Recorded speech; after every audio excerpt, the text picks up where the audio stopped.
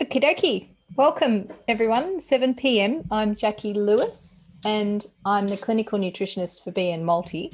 Each week, we meet on the BN Multi page where you found us, and we also share to our BN Bariatric group, so you won't miss it in the group either if you're in there. Every week, we pop in on a Tuesday night around 7, and we answer all your questions that are related to weight loss surgery. Nutrition, health, exercise, whatever it is you're looking for. Then we talk about any pertinent subjects for the week. We also announce our winners of the Transformation Tuesday prizes as well, and any other little things that come up along the way. While I'm talking, you're welcome to put your questions in the comments down below if you've got any new ones. This week, it's I think everyone's winding down and there's only a couple of questions. So a lot of what I'll talk about is how to get through Christmas with your health intact. Any questions you have about that, what you're noticing as things do start to change and your routine is changing and that sort of thing.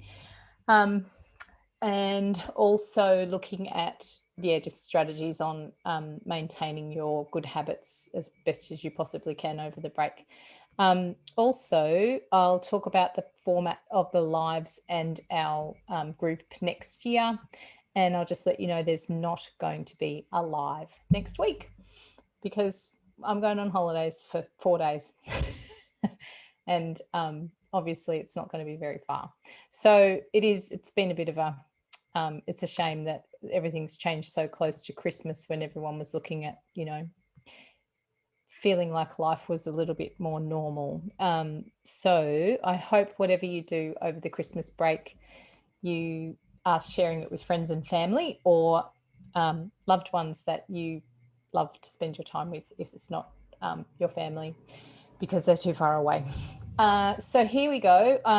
The first thing I will talk about is preventing weight gain over Christmas. And I'll give you an example of what I did today and how it affected me, because I think it'll give you an idea of, why things sort of happen. So this morning was very busy in our household. We had a couple of extra things that we needed to do before work started. And normally I start the day with either eggs on toast or eggs and fruit or protein and something else, or a protein smoothie, something significant. And we all have breakfast. It's a bit of a priority. This morning I had to race off. I wasn't allowed to have anything to eat. I actually had to get some bloods done. So there was no food. Then I came back and I got busy and I just grabbed something quick, slice of gluten-free toast with some peanut butter on it. It wasn't a good breakfast. Then went through the day, missed having a snack, then found myself at lunch, lovely lunch, really and well balanced, lovely Greek salad, a little bit of fish. It was some good company. Also some watermelon to finish off. And I thought that was fantastic, made up for breakfast being not so good.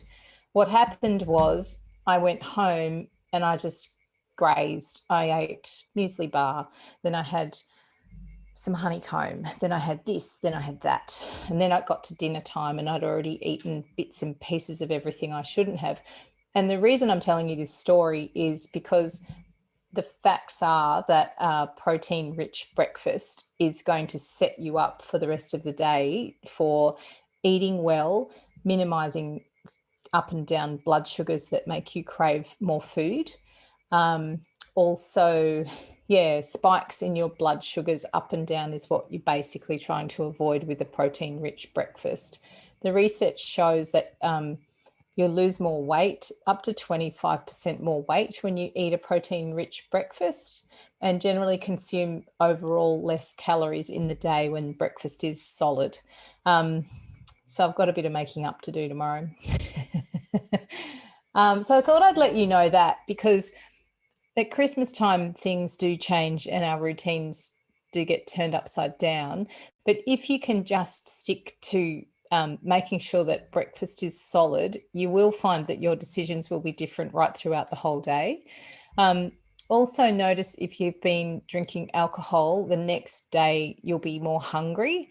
So yes, don't think, oh, McDonald's is a cure for a hangover, because it's absolutely not. The reason that you think it might make you feel better is that there's that insatiable hunger that alcohol leaves you with. So make sure you're prepared if you are going to drink, that the next morning you start again, solid breakfast. B group vitamins. If you have been drinking, the best thing you can do is take either a BN multi before bed or some form of B group complex. Alcohol depletes the body of B group, and you guys are limited in your absorption of some of the Bs anyway. So if you're adding alcohol into the mix, you'll find that your Bs will get obliterated pretty quickly. So making sure that you're supplementing right throughout the break pretty religiously if you are drinking alcohol or deviating from the normal plan of eating.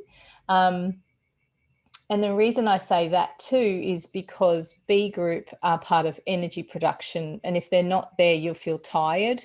And if they're not there, you feel tired, and then you'll be wanting carbs. So it's this spiral of things that happen. Alcohol will stimulate your appetite, and also dysregulates your blood sugars. So it means that you're on that up and down yo-yo of blood glucose levels again as well. So just a couple of things that you can do if you do. I mean, it is a time where we do have some fun, and we can't say that everything has to be absolutely perfect unless you're on liquids and purees and soft food stage, where everything's pretty strict, and it should be. But yeah, if you're doing something like that, have some Bs. B group will also mean that your liver's happier, because those nutrients are needed for detoxification of the liver as well. So it's a good little trick, is some magnesium and B group anytime around alcohol, and you'll come up a lot better if you do overindulge. And water. If you're going to drink, have one alcoholic drink, have one glass of water. Make sure you're really well hydrated. I found myself the other day, I was just exhausted. I didn't know what was going on. And I'd actually, just with the humidity here and that sort of thing, and the air conditioning on all the time, I just wasn't drinking enough water. And it was just exhausting. There was no headache or anything like that. But just if you're feeling really tired, pop a little pinch of salt in your bottle of water, just a tiny little sprinkle like that. And that will help with retaining. So salt will actually let the water into the cell and hydrate you. Whereas sometimes when you're dehydrated and your electrolytes are a little bit out of balance, even though you're drinking water, that because the salts are out, it's like a magnet. The salt is there to draw the water into the cell, and it can't do that. So pinch of any kind of, not table salt, not Saxa, that should go in the bin every time.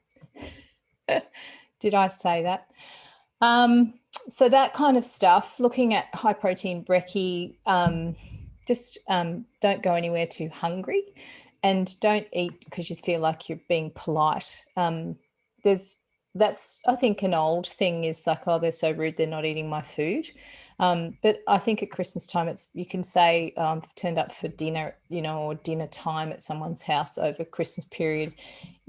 You could pretty safely say, no, thanks, I've already eaten, and they won't be offended, because we know that we're all, there's food everywhere. So that's just a couple of tips. Be kind to yourself. It's been a bit of a rough, bumpy old year.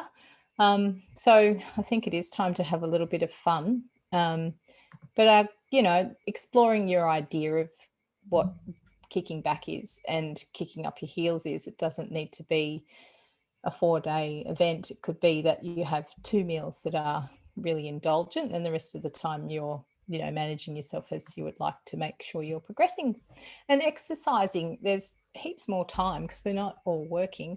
So there is time for an extra half an hour walk, or after a heavy meal, when you feel like you want to go to sleep, that's the time to get up and maybe just go for it. Doesn't have to be a marathon, and it doesn't have to be intense. It's actually just a process of keeping the body moving, which also helps with your rest and digest nervous system, the sympathetic nervous system. So it helps with digestion, it helps with liver detoxification, it helps with energy production and sleep.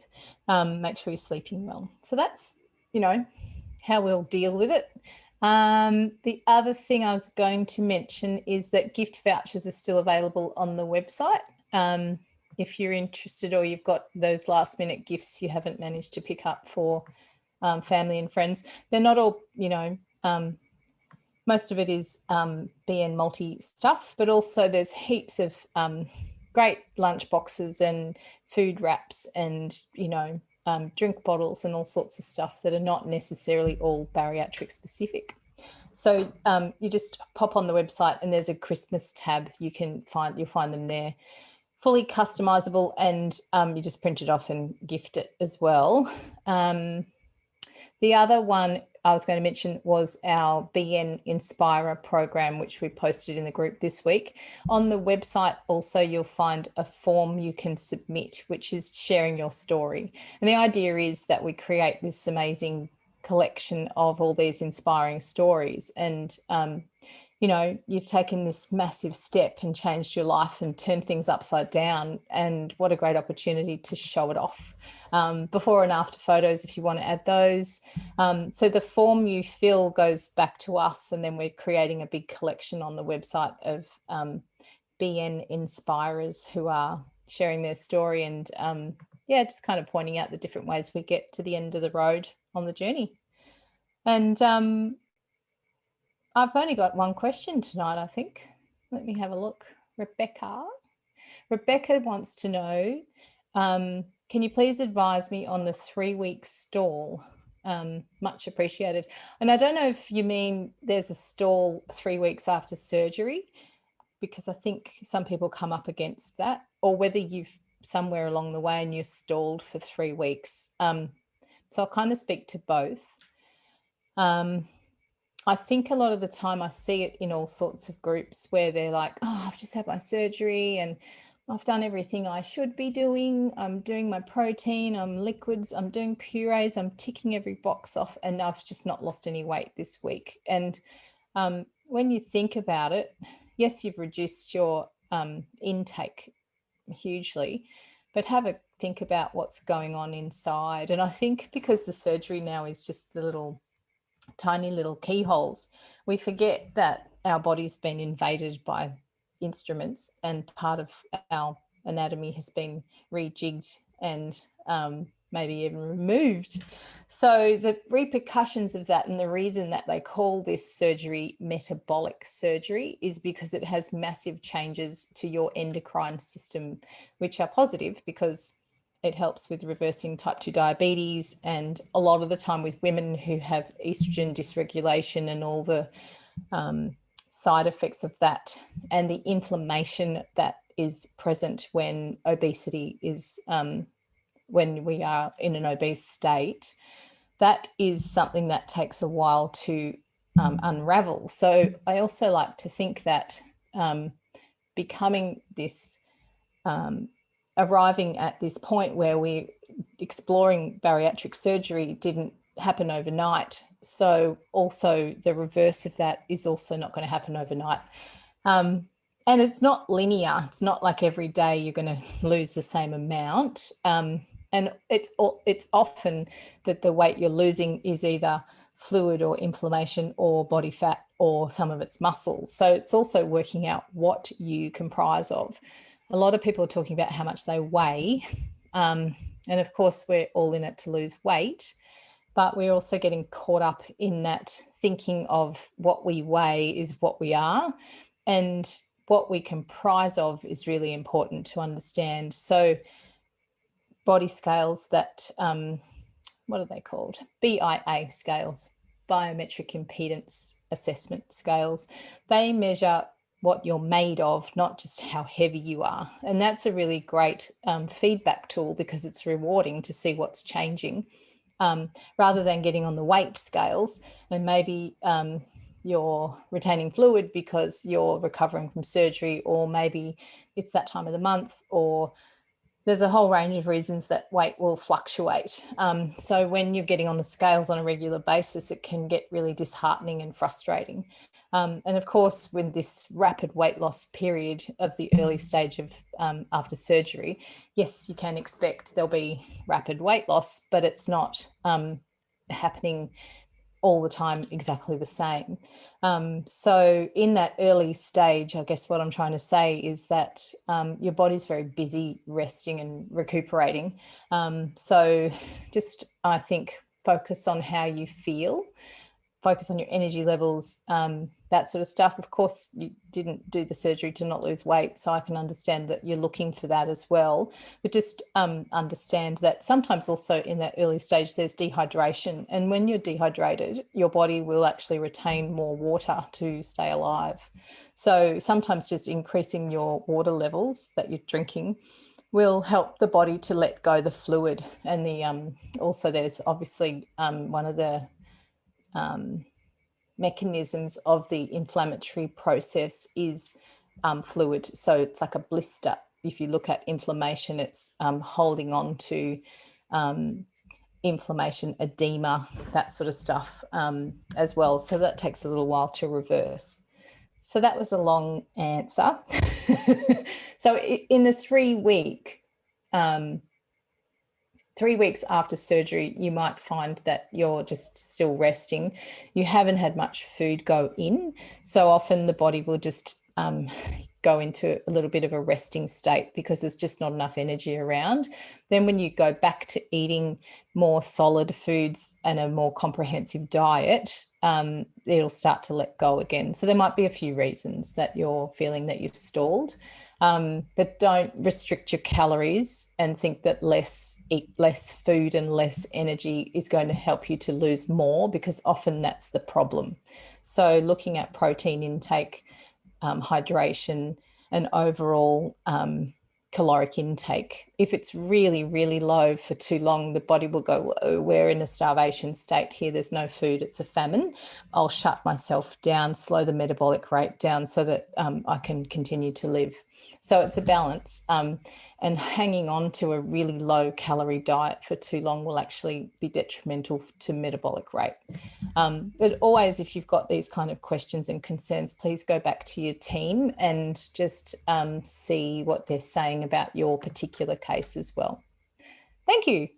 There was a good question in the group during the week. Melinda was asking about if anyone else experienced when you're drinking artificial sweeteners or food or anything with artificial sweetener in it, getting varying degrees of feeling ill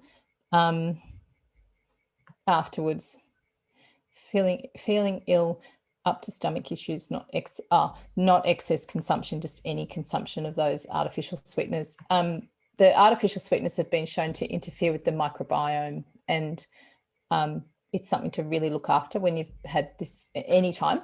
It's the seat of your being, your vitality, your immune system, your digestion, and even your bone density. There are certain bacterial strains they're finding now that even contribute to calcium absorption. So it's incredible what they're discovering. So they're linked to that, but they're also full of artificial sweeteners. So things that maybe your body just can't manage. Also depending on your liver detoxification pathways as well. So this is a long story as well. With the liver, there's 2 phases of detoxification in the liver, phase 1 and phase 2.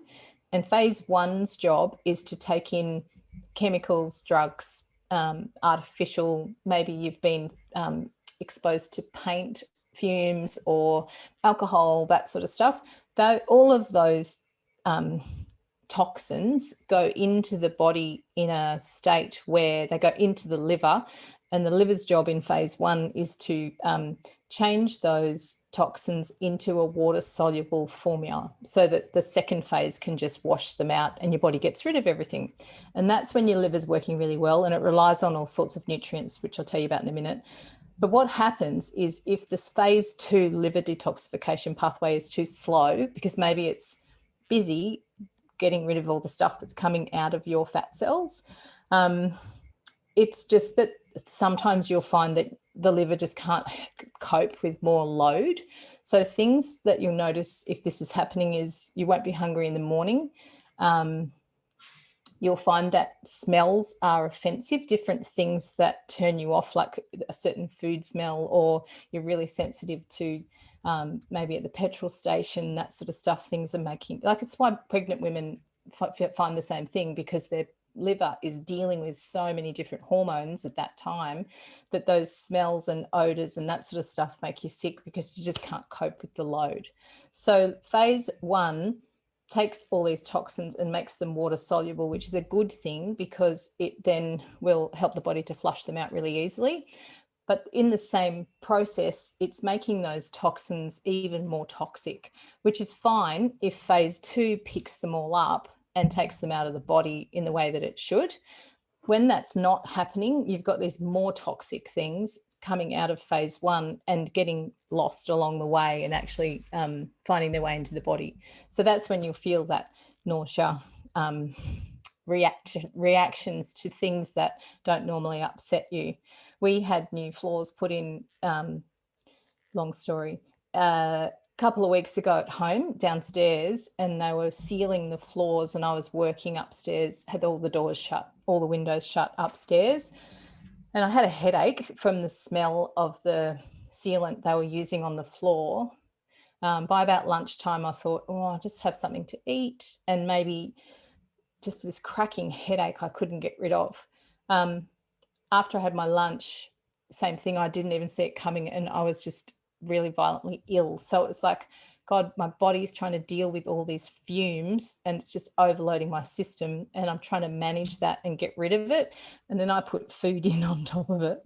And the liver just went, nah, I can't do that, and just needed to get rid of something out of the way so it could deal with the next job it had. So there's an example, and I know my phase 2 liver detox runs a bit slow. So I put in B group, magnesium, amino acids, and they're the 3 things that phase 2 relies on to make sure your liver's helping and working properly.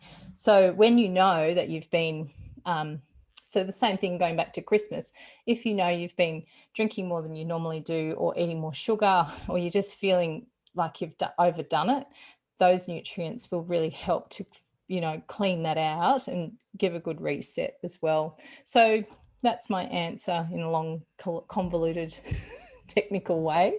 But I think it's something that's quite good to know, because you know how to manage it. So my remedy for everything is B group vitamins and magnesium and water and amino acids. So protein rich diet, and take your multi every day, and it'll really help things along as well. So that's the answer to that question. The last thing I have for 2020, because there's no live next week and it's New Year, the other thing we've got is, here's the BN multi gift vouchers. That was the prizes from last week, and I'm sure that you guys have all contacted support at BN Multi to collect your vouchers. So don't miss out for Christmas with the little koala and his Santa hat on. I have one of these to give away. Just trying to, every Thursday we congratulate the winners in the group as well. So keep an eye out for that, because I'm sure there's an updated version of that. The other thing we had is Cindy. Here's Cindy with Santa. This year, that's her this year photo, has been really generous in writing her story for us for the BN Inspirer program. So you'll see Cindy's full story up on the website really shortly. And we're really hoping that now you've got holidays and time up your sleeves, you'll be willing to give us a bit of consideration to share your story with others on the journey. And it's for people who are starting out. A lot of people, when they're not sure whether they should do the surgery or not, they don't really know where to look, and they don't know if it's a success for, you know, what percentage of people. But seeing real life stories are the sorts of things that really encourage these people to take that step and change their lives. So you could be a part of that. And that's also the goal of our community, is to find this space where there's, you know, good information available, and, you know, inspiring people to talk to, and, you know, people to get involved with who are on the same trip. So well done for sharing your story, Cindy. I thought there was the other image there. So watch me, I'm sharing screens. It's only taken me until the end of 2020 to get there. So on that note, BN family, thanks for sticking around this year. Actually, I'll see if there's any questions in the group. Wait a sec. On my other screen down here. There it is. I'll quickly check that on the comments. I haven't been able to see it until now. There we go, 15 comments. With the multivitamins and calcium chewable, should I be taking them together prior to eating? At the moment, I have my antihypertensive tablets, Nexium, at the same time as my BN multi. Is that okay? I would speak to your team, but I would always take Nexium only for really, if you really, really, really need to. That's another story, and it's something that I probably should cover. What was I going to say? With the Nexium, it's a blocker of iron and calcium, and it's a messer-upper of your microbiome. And as much as it does help with reflux, a lot of people, not a lot of people, I have heard there are some patients who take it as I take Nexium as an everyday thing, and it's something to make sure you're communicating with your team, because it's not a long-term drug, and it's something that you could look at really working on gut health. And I'm not ever saying stop taking anything, but I'm just saying there's a time and a place for that one, because it's interfering with the vitamins that are also being interfered with. And yes, a lot of people have this really chronic reflux, and yes, it needs to be managed. So there's two sides to it. Preventing reflux prevents a lot of other risks. So it's important that if you are having major problems with chronic reflux, that it's managed, but always looking at the cause rather than the symptoms. And sometimes it's low stomach acid that's causing that. Food comes in, there's no stomach acid there, it just sits there, and then of course it's got nowhere to go, so boop, it comes up when you lie down. So always explore the whole story with that one. So I would take them away. So anything that you're trying to separate, it's by at least 2 hours. So things that should be taken away from your multivitamin are caffeine, tea, coffee, Coke, all those sorts of things, because they block iron, and the better the opportunity you have to absorb iron after surgery, I'm all for it. So you could, if you're taking the capsules, you can take the calcium at the same time. If you're taking the chewables, I would separate, because they've already got some calcium in them. And the dose we have in the chewable of calcium is tailored so it's not conflicting with the iron in the chewable. But if you add more calcium at the same time, you might bump it up too high, and it'll start to block out your iron. It's complex. And if you want to email us, we can help you out with just an idea of when to take things, or talk with your dietitian as well. With the antihypertensive tablets, take them as directed and never deviate from that plan. And they won't interrupt with nutrients. I don't know if they conflict. I'd have to read up on the connection between antihypertensives and a proton pump inhibitor. So looking at the absorption of things when Nexium's on board. So you could go chewable in the morning, and any other, if you need to take your blood pressure meds, then I'm not quite sure when that's tailored. But take your calcium maybe in the middle of the day, and then the other multi in the afternoon, and the Nexium when they're suggesting it if that means that it's away from everything. It's hard to give you a definitive answer. But yes, talk with your team about everything that you're taking, and also get them to review it on a regular basis, because also as your weight changes, your needs will change. And some people find that their blood pressure does drop quite quickly after the surgery, and they've got this dose of antihypertensives going in and like, woo, they end up with low blood pressure. So that's why they have those regular catch-ups with you after surgery, to make sure that you're, as you're progressing and your weight's changing and your body is changing in your health picture, that they're continuing to manage that appropriately for you. Does Benny fiber make your bowels lazy? No. So lazy bowels, that's more from laxatives, which are basically trickery of the nervous system. Fiber is just bulk. It's particularly, the psyllium fibers and that sort of stuff. They're like a broom. They're basically just like adding this roughage that will brush everything out of the bowel and the colon, and they attract water. So it means your stool is more moist and workable, basically.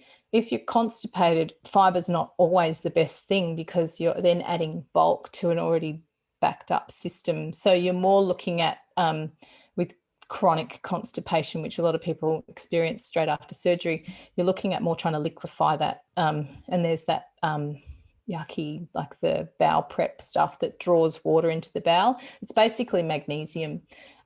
So that's, and also a good remedy for it. But no, that won't make them lazy.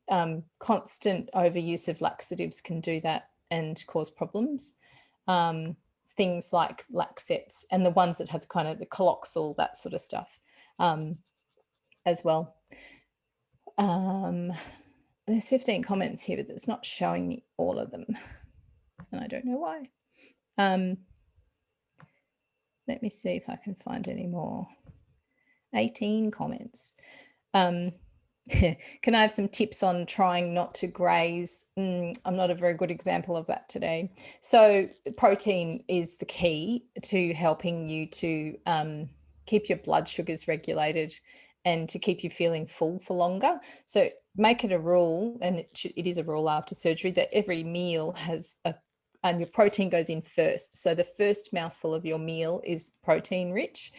And that helps to tell the body that just keep the blood sugars on a low key and manage them evenly. Tells the pancreas to behave itself, basically. And making sure you're well prepared. So if you're not organized and you're just, go out in the morning, not sure what the day is going to bring. I do it when we're on holidays. I'm like, where are we going? What kind of food do we need to take? Where is there to get food? Do I need to bring food?